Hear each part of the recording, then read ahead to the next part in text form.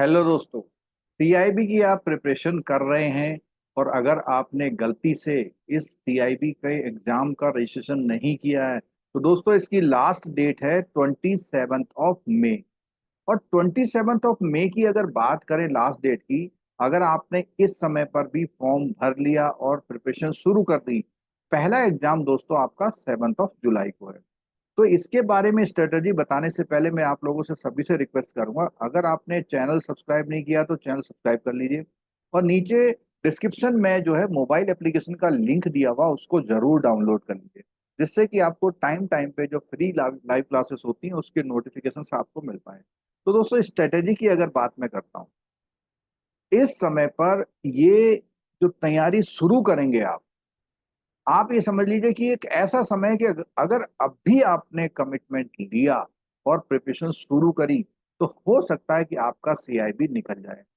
और नहीं तो अगर एक दो पेपर भी आपके निकल गए तो नेक्स्ट टाइम में आपको एक बेनिफिट ये मिलेगा कि पूरा बर्डन नहीं रहेगा।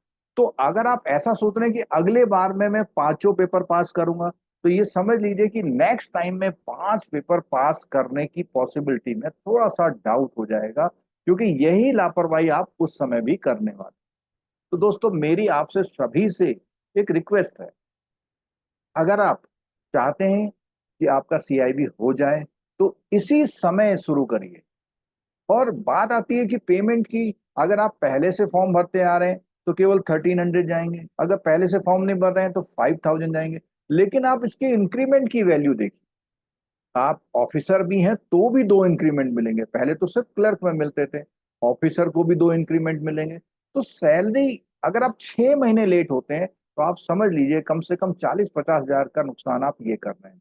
अगर आपका 5 हजार का फॉर्म भर के बुक्स लेके आपका ऐसा हो जाता है कि आपका सीआईबी निकल जाए तो कौन सी बुरी बात है। तो दोस्तों मैं इसलिए आपसे रिक्वेस्ट कर रहा हूं कि अगर आपने करना है, बैंकिंग में है तो सीआईबी बिना करे या जेआईबी करे बिना, हर आदमी ये क्वेश्चन पूछता है जेआईबी सीआईबी क्वेश्चन क्या है। प्रमोशन की एलिजिबिलिटी उसी तरह से निकलती है। तो आप लोगों को ये सीआईबी का फॉर्म भर लेना चाहिए। 27 में लास्ट डेट है। पता नहीं डेट बढ़ेगी या नहीं बढ़ेगी अलग बात है, लेकिन आप 27 को कर लो। और 27 का मतलब 27 की रात में मत बैठ जाना, क्योंकि सर्वर डिले करता है उस समय पर। तो पहले ही आप संडे का इस्तेमाल कर लो। और जो हमारी लाइव क्लासेस चल रही हैं उनको जरूर आप देखिए, क्योंकि जब आप point two point live classes से अपना कोई कोर्स की कवरेज कर रहे हैं, ये कवरेज जो है आपके पूरा जो सिस्टम है, जो सिलेबस है उसको वो करेंगे।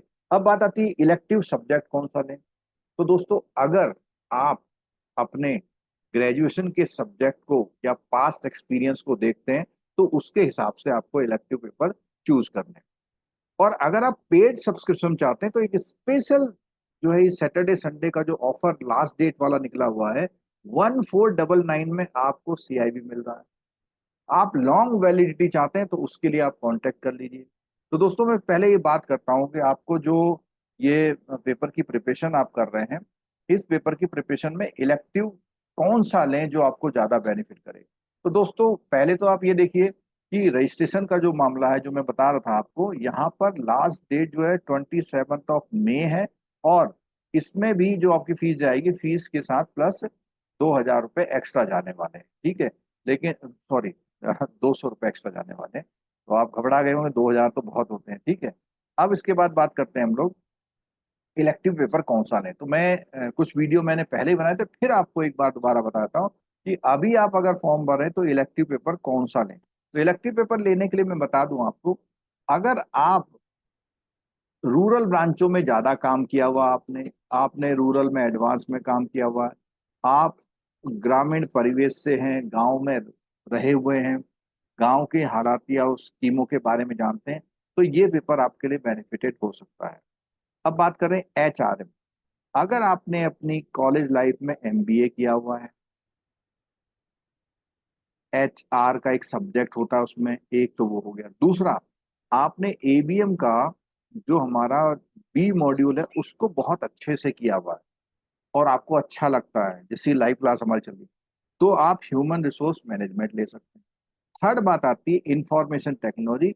अगर आप एमसीए या बीटेक हैं और अपने कॉलेज लाइफ में या जॉब में आने से पहले कुछ आईटी इंडस्ट्री में काम वगैरह किया था, तो वहां पर ये अच्छा हो सकता है। लेकिन इसके साथ डिजिटल बैंकिंग है, यानी बैंकिंग में जितने भी आप, हो सकता है कि आपने आईटी ना लिया हो लेकिन आप आईटी डिपार्टमेंट में हो, बैंक के एटीएम डिपार्टमेंट में हो, तो वहां भी इसका फायदा मिल सकता है। ठीक है।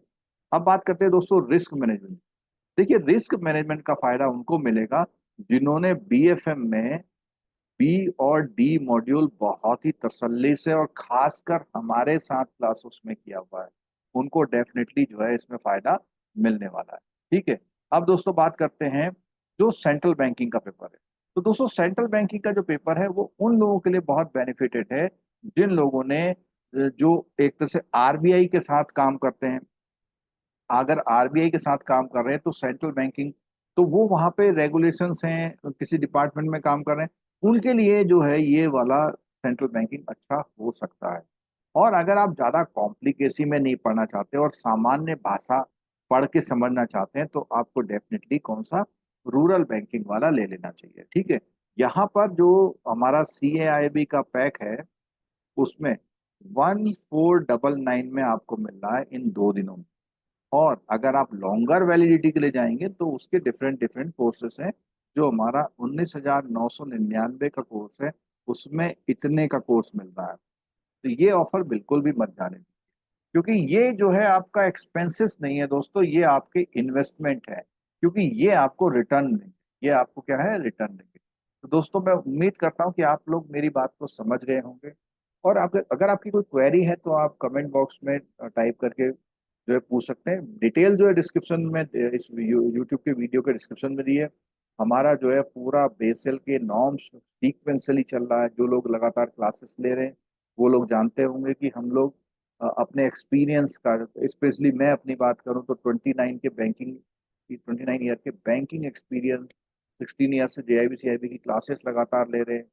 ठीक है, एकेडमिक किया हुआ है, तो उस चीज का फायदा आप उठाइए और कोशिश करिए कि आपका सीआईबी जरूर इस बार निकल जाए।